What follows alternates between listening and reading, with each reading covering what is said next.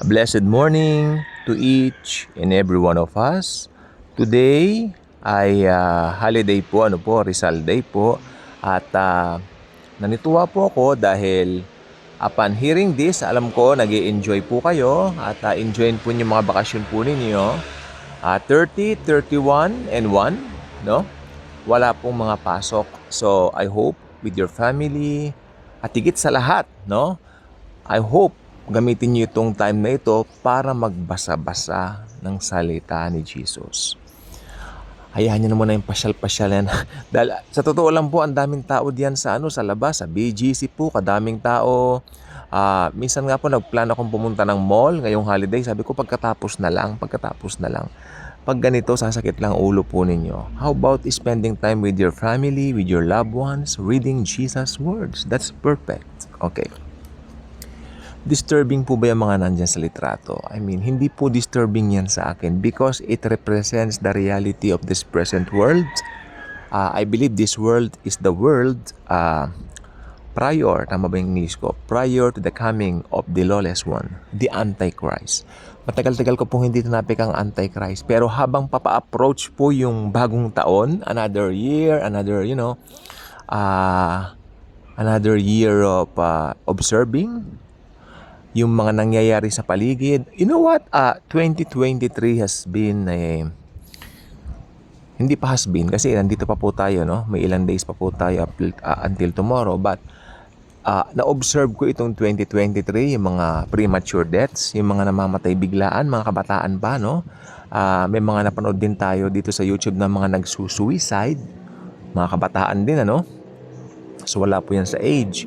And then, nandyan po yung blasphemy, nung Parade of Satan nung early this year.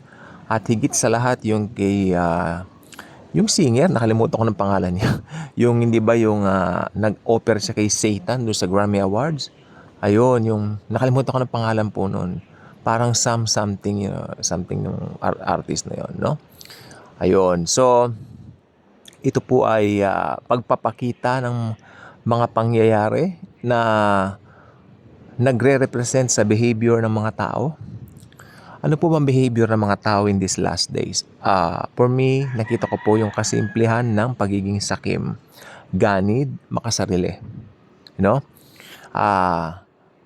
Handang i-forget yung mga kaibigan, which is, I believe, nagda-doubt na rin ako ngayon kung meron nga bang totoong kaibigan. I mean, kasi naging kanya-kanya na eh. Meron na mga pagiging makasarili, ganon. At nakita ko rin po itong 2023 na malaking opportunity para sa ating mga born again believers to share the good news. And yet, upon doing so, marami din akong naranasan ng mga rejection. Unang-una, syempre, yung pang-iinsulto. Bilang born again, iniinsulto po ako at kikita nga raw ba ng pera dito? Okay, that's fine. Mga ganyang bagay po, wag po nating, kasi ang mga tao po ngayon, mga saki, mga buhaya, mga ganid, karamihan po, I'm not saying all. Siyempre mga born again Christians, hindi, no? Sapagkat merong pinalitan na, pinalitan na yung pagkatao natin. 2 Corinthians 5:17, if anyone is in Christ, he is now a new creation. Behold, the old has gone, and all things now become new. So it's so obvious in the Bible when you say that the old has passed, everything has become new. Ibig sabihin po, tanggapin po natin yon as it is. Hindi po conflict ang Biblia. Kino-conflict lang po ng ibang mga pastor, kino-conflict lang po ng ibang mga tao na siguro may sariling motibo para maggawa ng reliyon. Pero ang sabi po ng Bible, once na kay Christ ka na, lagi kang malinis, lagi kanyang mahal, lagi kanyang love, kahit nagkakasala ka pa. Dahil hindi na tinitignan ng God the Father yung kahinaan mo. Ang tinitignan niya si Jesus na sa'yo. Teka, maingay po yung mga aso. Popos ko lang po sandali. Sorry po doon. Okay, at sana po ba tayo kanina? Okay. Yun. Nagkakasala man tayo, pero tandaan po ninyo, nagkakasala tayo, pero hindi tayo natutuwa sa kasalanan. Since we have a new nature, meron na po tayong bagong pagkatao, bagong desire, no? At tiyak hindi po kasama rito yung paggawa ng kasalanan. Walang kasalanan na kumbaga premeditated mo gagawa ka ng masama ganoon. Hindi mangyayari yan sa isang totoong mananampalataya. Kaya ang totoong mananampalataya, since may binago ng nature, siya po ay isang buhay na patotoo na ng Panginoong Hesukristo na nabubuhay na sa kanyang buhay. Kaya sabi ko, ang 2023, since tayo mga mananampalataya, tayo po ay nakakasaksi ng mga kaganapan na ito po ay inihula na po ng Biblia, prophesied from the Bible, na nakikita po natin ang mga kaganapan nito sa ating pong modernong kapanahunan ngayon. Like for example, yung nangyari po sa Israel, yan po yun. At syempre, nung nangyari po yan, dumami po yung mga haka-haka na ito na yung Antikristo, parating na yung coming Antichrist, no? Which is hinihintay naman po talaga ng mundo. But sad to say, mga Kristiyano po ay hindi po pare-pareho ang mga views. Meron po kasi sa Bible may minor views, meron pong mga major views. Okay? Yung major views, para masabing ikaw ay Kristiyano, you should believe by salvation by grace alone, coming from the blood of the Lamb, the Lord Jesus Christ, di ba?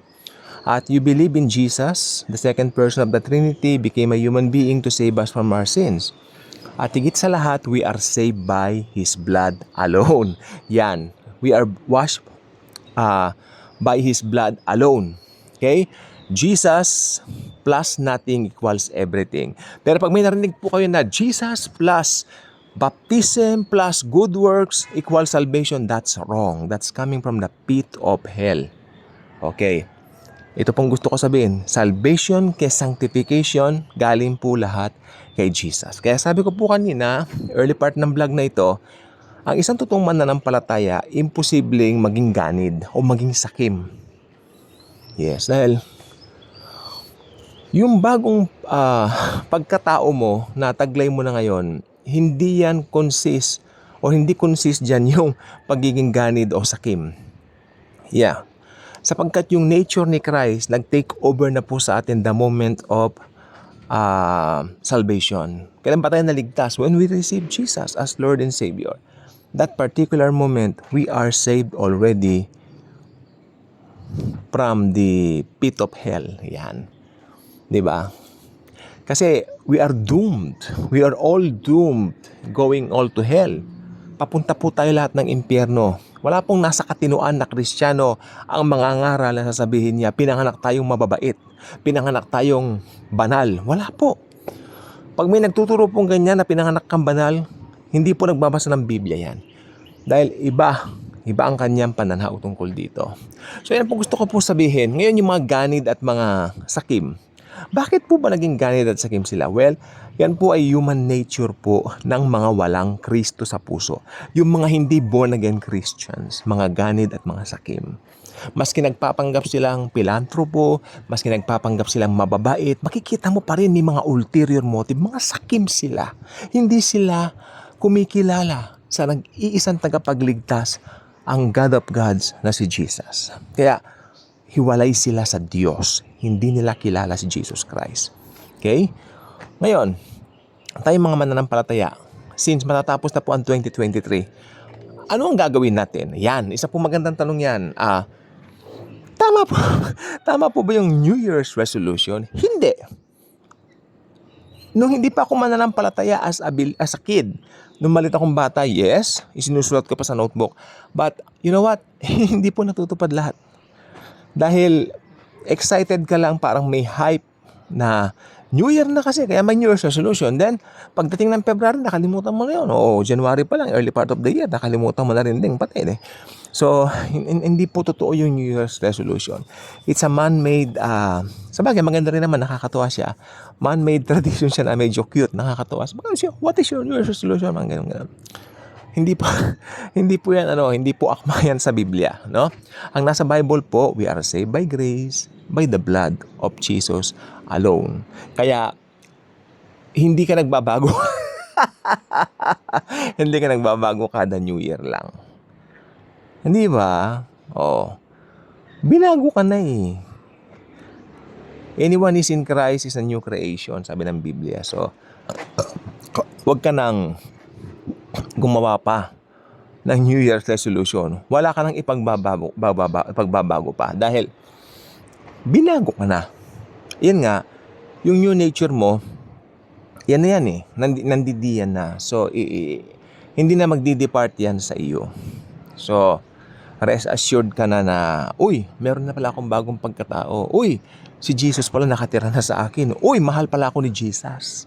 Di ba? So, it's only a matter of knowing who you are in the Lord Jesus Christ. Kaya kung hindi pa kayo subscriber dito, I invite you to do so. Click the notification bell, share this video, share the wonderful love of the Savior, the Lord Jesus Christ Himself.